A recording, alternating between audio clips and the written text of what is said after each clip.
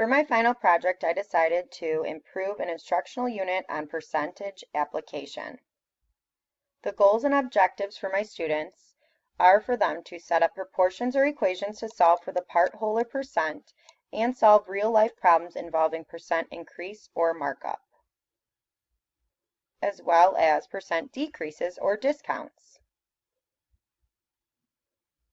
The lesson structure is as follows. First, we will introduce percents, then we'll work on finding the whole, part, and percentage, then we'll work on percent increase and decreases, and then review for a final test. After the last assessment, students were asked to go home and have a talk with their family at dinner as to how their family uses percentages in their daily lives. This lesson intro started with a family talk. So we discussed what the students heard from their parents. A lot of students came up with percentages off at stores, the battery percent on their phone, things like that. After that, we did a TED Ed warm-up. So I'm going to show you a little video clip of this warm-up. Although this was on conditional probability, it actually involved percents as well. So I presented the students with this problem, and then they had time to discuss and try to solve this riddle.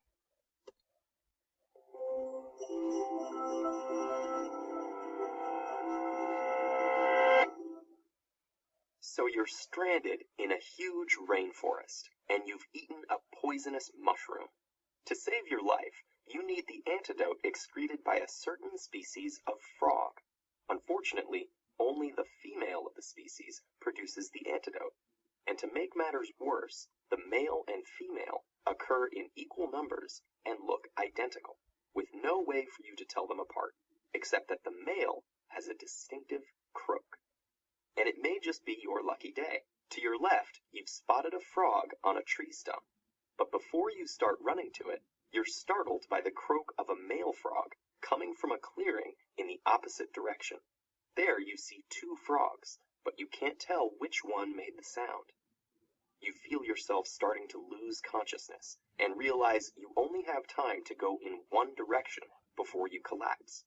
What are your chances of survival if you head for the clearing and lick both of the frogs there? What about if you go to the tree stump?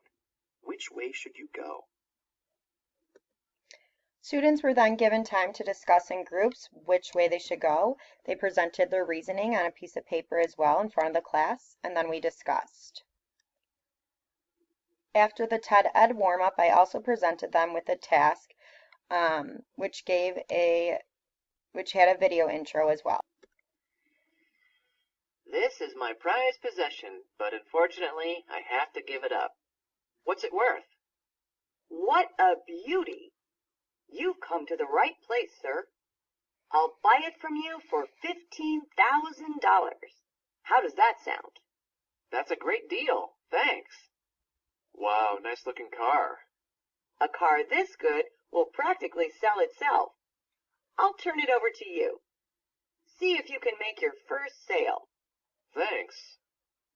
The buying price was $15,000, so the markup will be $5,000.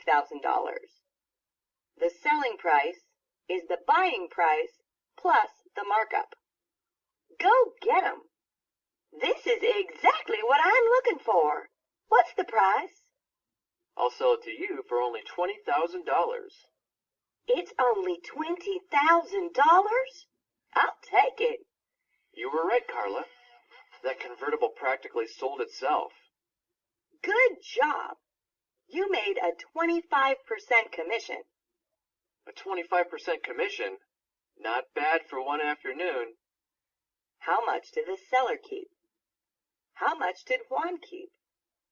How much did Carla keep?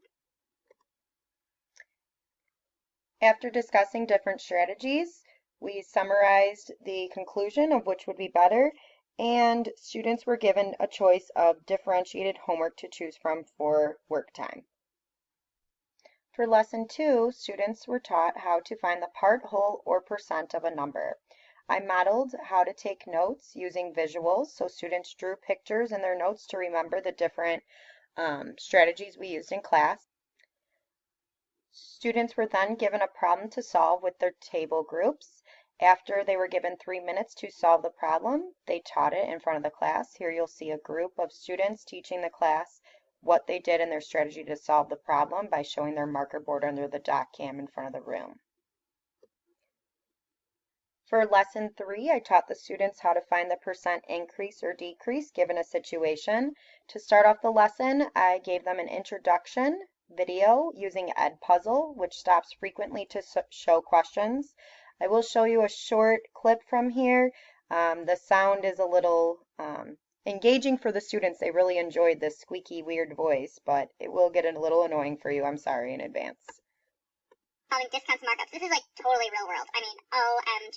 Because discounts and markups are all over the place. Now, you probably definitely have heard of a discount before, but you might not be as sell their product for more than what it costs them, because Kroger has to buy all their groceries from somewhere else. And if they sold their groceries at the exact same cost, then they wouldn't make any money, okay? So to make a profit, stores charge more than what they pay. The increase from what the store pays to the selling price is called a markup. Okay, why do the stores do this? Obviously to make money. They can't make money if they sell it for the exact same price they bought it for. Duh. And they also mark it up to pay for their other expenses. Electricity, bills, rental costs, paying their employees. You kind of got to do that, right? So you'll see here the video then gives the students questions, which promotes discussion in class. We'll do this whole group. Next year when I have Chromebooks, I will be able to do this as an individual assignment that you can assign using this Edpuzzle website. So it's a great resource. After watching the Edpuzzle video intro, I did 2 examples, a markup and markdown, and we added into our notes how to solve those problems. Then each station, we had station practice. Each station was given a big graffiti paper and a problem to work on, and the students were able to draw pictures and graffiti on the paper to solve the problem.